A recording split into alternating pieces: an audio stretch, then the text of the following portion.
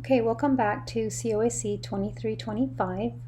This is part 2 of chapter 5. In this video, we're just going to talk about procedures and how to create these in assembly language.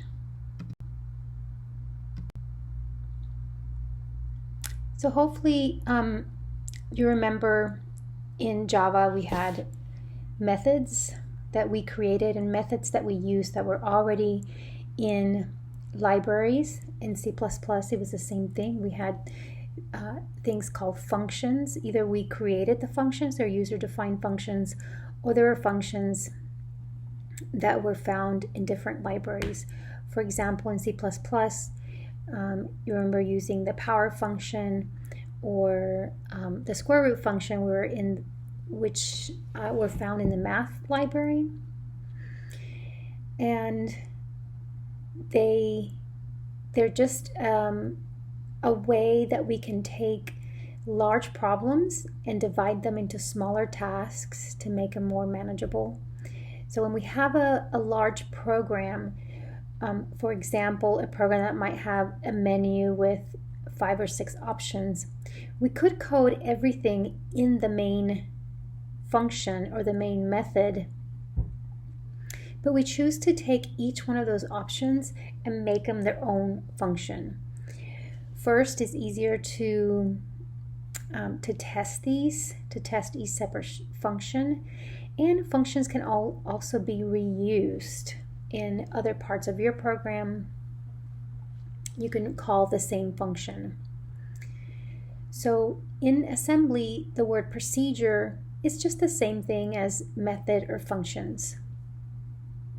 In assembly language, this is how we define a procedure. The word sample would be the name that you decide to call the procedure. Then we use the keyword proc. We use the keyword ret for return, the same name that you used here for the procedure, and procedure, np. And you've seen us do this with the main procedure, except with the main procedure we don't have ret. We don't use ret because we call the invoke method or the invoke procedure to end the program.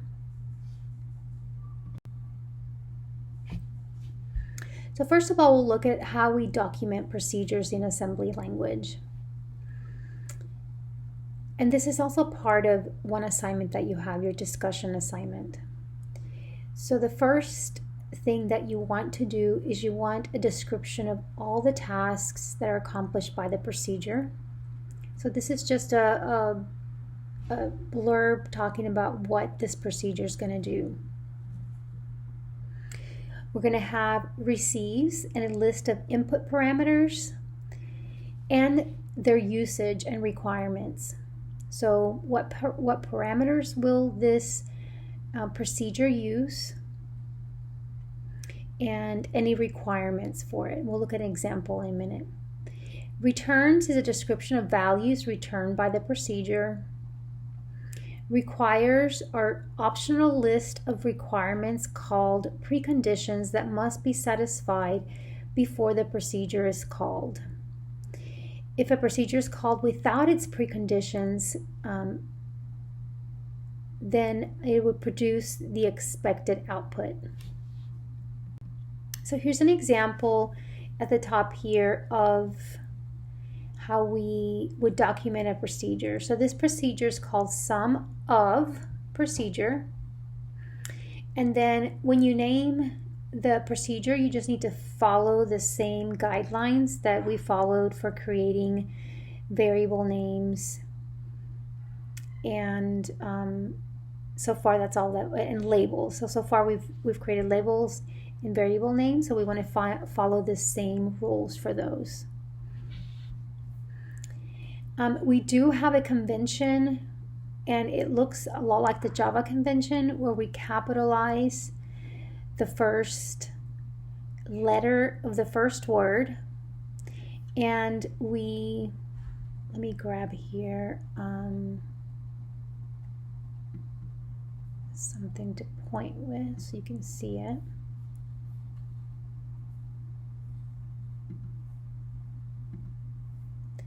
Okay, so here we have sum, and the S is capitalized and the O is capitalized. So that's just a convention, like you know, in assembly. It doesn't matter if you capitalize or you don't. Unlike Java and C++, it's not case sensitive. But we do have conventions that we follow that you'll notice. This particular procedure calculates and returns the sum of three 32-bit integers. It receives EAX, EBX, and ECX registers, and the three integers are in these registers. The integers may be signed or unsigned. So that's the extra information that we want to say about these three integers. This procedure is going to return EAX, which will be the sum of the three integers, and it's also going to return the status flag, carry, overflow, etc. I'm sorry, it doesn't return it, but it does set those flags automatically. We don't have to do that.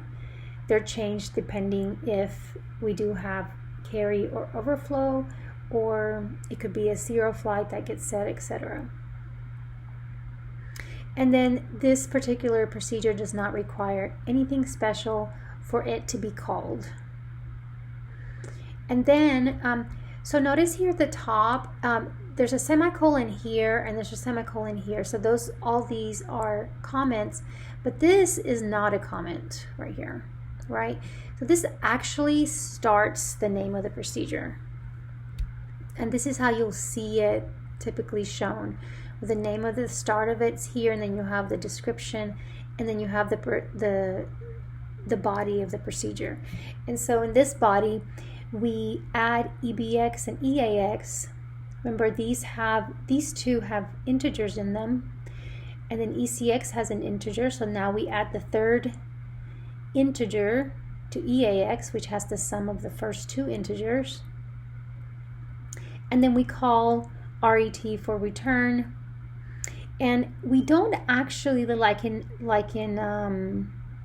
C++ and Java, we don't return ECX. Remember, we're dealing directly with a register. There's no need to return it. It's there. It's set.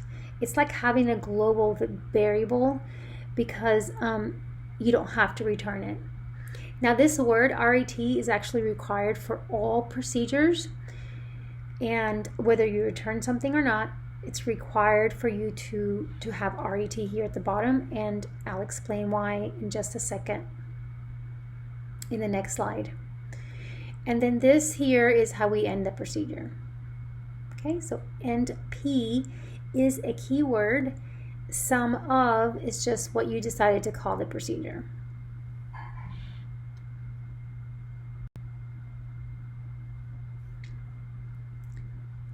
The call instruction calls a procedure. So call is going to be a keyword that we're going to use from wherever we call the procedure. We can call procedures from main, or we can call procedures from inside other procedures.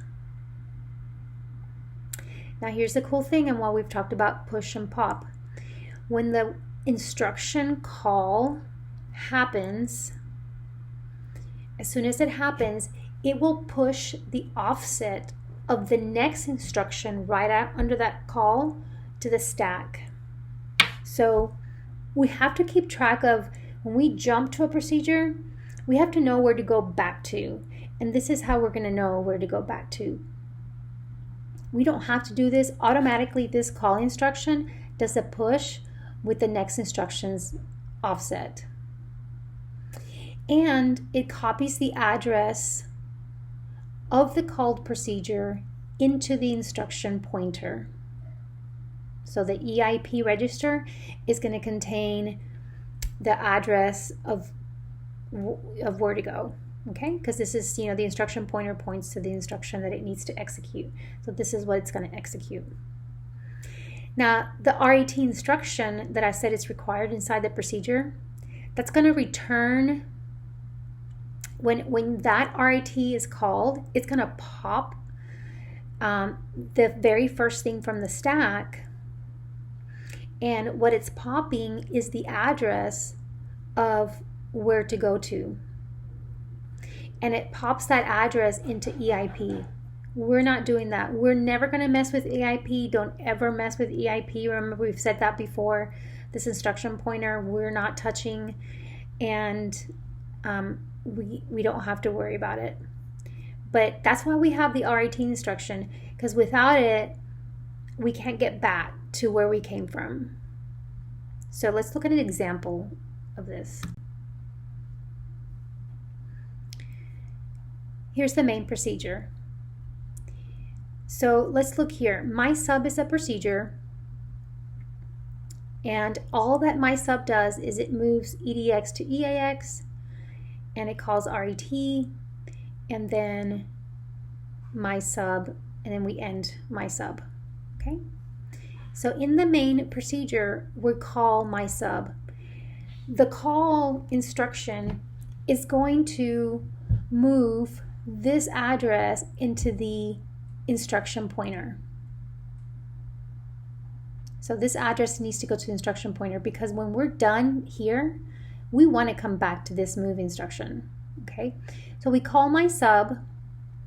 This gets moved, the 0000025 gets moved to the stack, and then it moves the address, the offset of where this procedure starts, which is 40, that gets moved to the instruction pointer.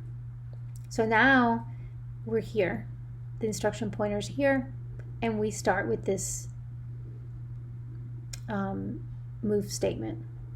So EDX gets moved to EAX. We have no idea what EDX has in it. It has something in it. And then return will then pop off that address that's on the stack. So it pops this address off right here, and it puts it into the EIP, the instruction pointer. And now it takes us back here. Boom. And then we move that instruction. And all that happens, and we don't even know it's happening. And that's exactly what happens when you're dealing with C++ and you're dealing with Java methods and the functions, is that the instruction, the offset of where that instruction is, has to be kept somewhere so that the instruction pointer knows where to return. So that's why it's important to have RET. If you don't have that, then you can't get back to here. Okay, so here's another example. It says the call instruction. So this is actually what we just talked about. So the call instruction will push the 25 to EIP, and then the read instruction will will pop the 25 back to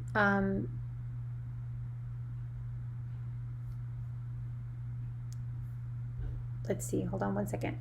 Make sure I don't say the wrong thing. Okay, so 25 was, so 25 was the instruction that we want to come back to. That gets pushed on the stack, and then it loads 40, which is 40 is where the procedure lives, the offset of the procedure. So it loads that 40 to the instruction pointer. So then we go do the procedure, boom, boom, boom, do all the steps in the procedure, and then the RET is going to pop off the 25, move it to EIP, and then we go back to 25 and do that step. So it's basically the same what I just said in the previous slide. Okay, we're going to look at nested procedure. So this is a procedure that calls another procedure before it is done. So in this example, we have main, and main calls procedure 1 or sub procedure 1, sub 1. When we make this call, remember that the call statement will then push where the instruction exit is. So it basically says, how do I get back to main? So we push the address of where to return back to main. So we go to procedure 1, we do whatever's in procedure 1, and we call procedure 2. A call will then push where to return in sub procedure 1. Remember, this is the stack. This is now the bottom of the stack, and this is the top of the stack. So sub 1 is at the top of the stack, and the stack is going downward. That's from our previous video. So then we call sub 2. Sub 2 calls sub 3, and we push where to return to sub 2. And then when we call sub 3 and we go to sub 3, we just do sub 3 and return. What the return does is it pops off the return to sub 2. So it pops that off and it takes me here. This return pops this off and returns me to sub 1. This return pops this off and it returns me to sub 2. So this is how nested procedures work. Each call will pop the address of the next instruction so that we know how to get back. And remember that the stack is going downward, so the very last return will then pop, and I meant push earlier, pop, so that we can go back. So we go push, push, push, and then we go pop, pop, pop. Okay. Procedure parameters. A good procedure might be usable in many different programs, but not if it refers to specific variable names. Parameters help to make procedures flexible because parameter values can change at runtime. So let's take a look at what procedure parameters look like. So here's an example. The array sum procedure calculates the sum of an array. It makes 2 references to specific variable names. So here we have the name of our procedure, array sum. We have our array index. We set the sum. We're going to use EAX to hold the sum of the array.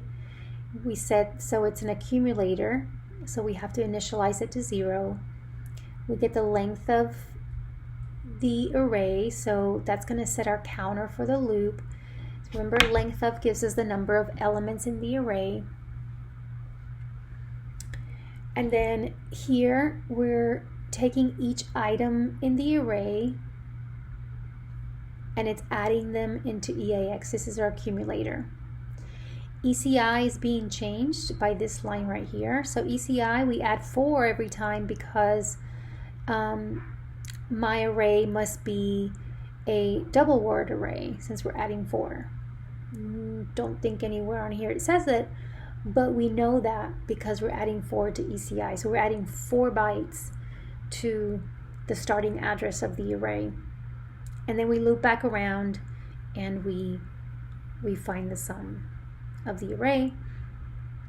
And then EAX, which is the sum, gets stored into a variable called the sum. And the sum, notice, is not being defined here. So we don't have the sum, we don't have my array defined here. Both of those are defined in main. And because they're defined in main, then they're going to be like a global variable. And so we're referencing those values. And remember, referencing, what it means is that we're using the address, right? So this is just a variable is an address. My array, of course, is an address or a memory location.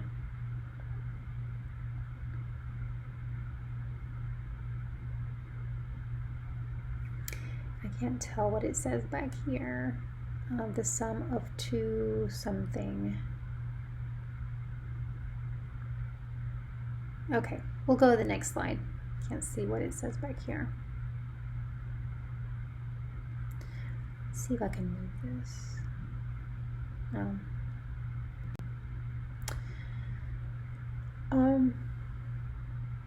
This version of array sum returns the sum of any double word array whose address is in ECI.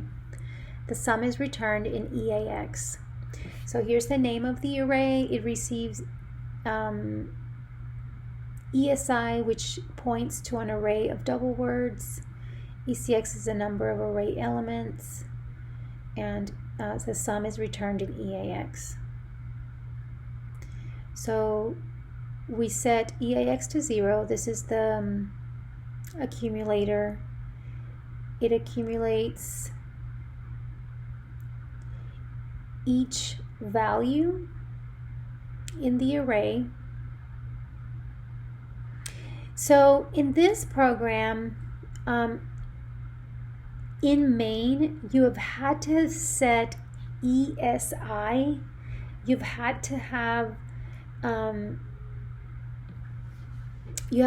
set the address of the array to ESI. So ESI in main would hold the address of the array, and that's why it said it points to the array. And that's why here you can use ESI in the brackets. Remember, if you have a pointer to an array and you put that in brackets, this gives you the value of where that of where you're pointing to. So if ESI points to here it's pointing to the first element. Let's say the first element holds the number 1000, then this 1000 gets added to EAX. Now, if you don't use the brackets, then you're referring to the address, not the value that's held, not the 1000, but the address that the 1000 is in.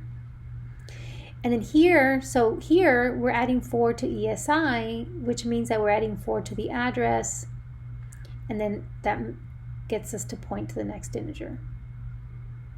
So this does the exact same thing, except we pointed to, in main, we created ESI and had it point to the array. And then instead of moving the sum to a separate variable, we just kept it in EAX. And remember, EAX will be available to us in the main procedure.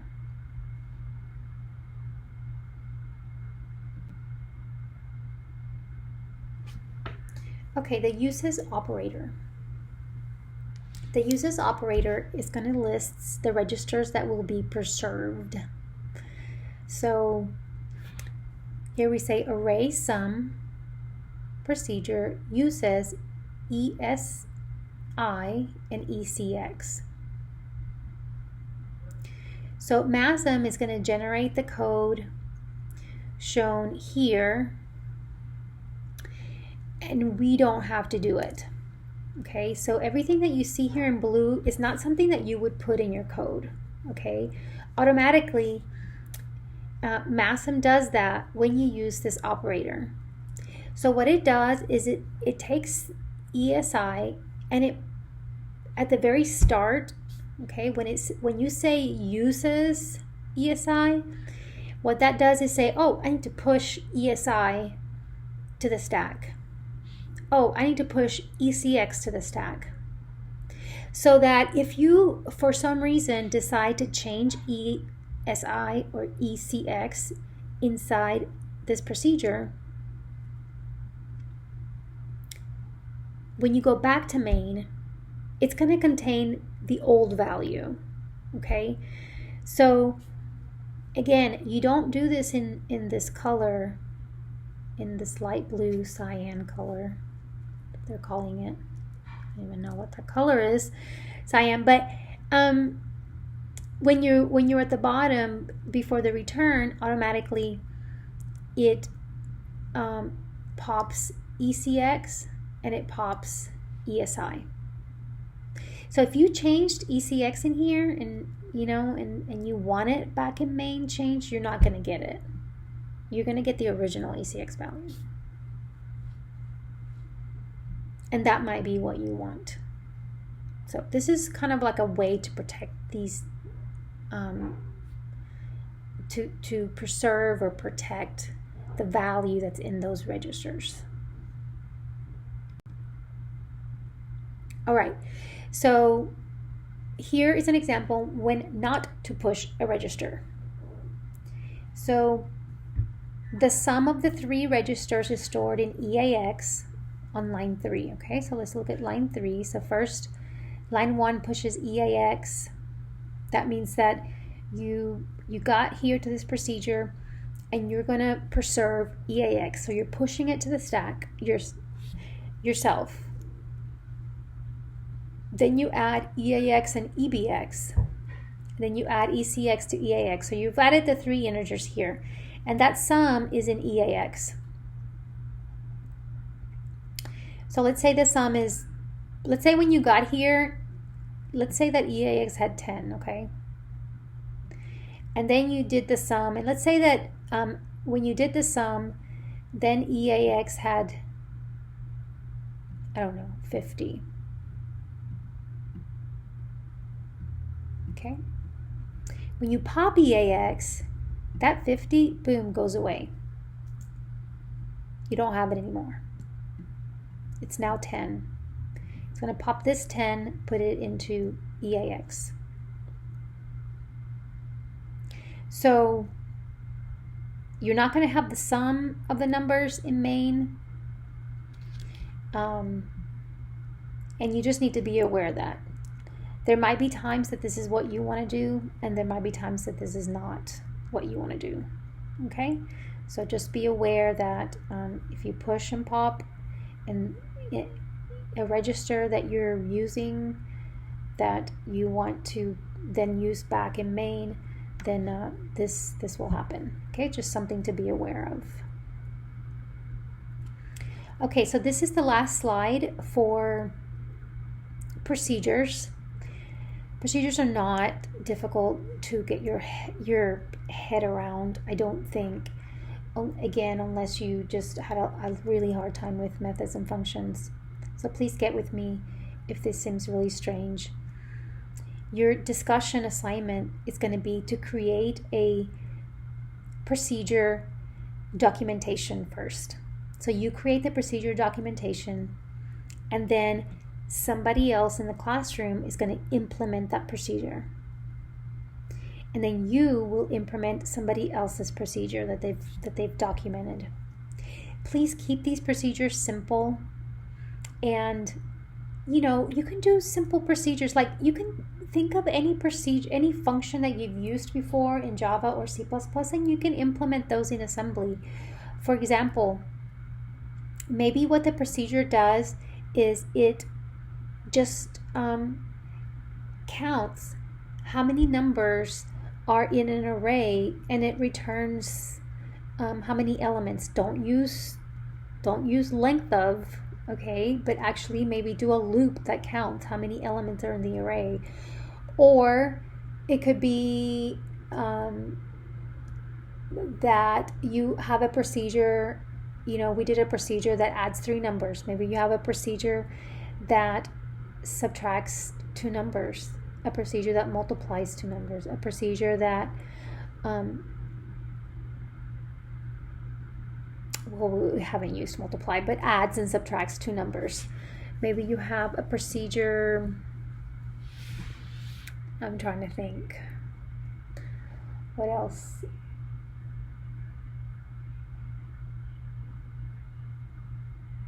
Reversing, that would be a cool procedure. So you've already done a program that reverses the values in an array, and that could be what your procedure does. It doesn't have to be really difficult, the procedure. You just want to make sure that you test it and that does what it's supposed to. So please don't give anybody any super difficult procedures to implement. And then what I also want you to do is, if you see that somebody wrote a procedure documentation that is incorrect, or maybe there's things in there that we haven't learned, then what I'd like you to do is to post, to reply to that person and say, oh, think about this, or this is too hard to be implemented.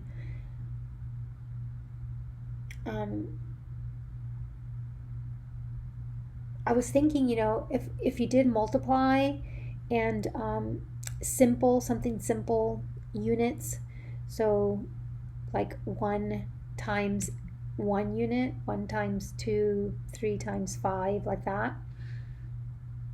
You could use a loop. That would be fun to implement. So your counter for your loop would be that second number, but the second number has to be a single number, just units. I mean, I guess it really doesn't have to be, because then you could just add, so that every time it loops, you can add, and you could accumulate the value. So like 2 times 5 would be 2 plus 2 plus 2 plus 2 plus 2. So 2 times 5 would be 10. You could do something like that. But yeah, just think about it, and think about just some simple procedures to implement. Okay? Good luck, and please don't hesitate to email me if you have any questions at all, if you need help.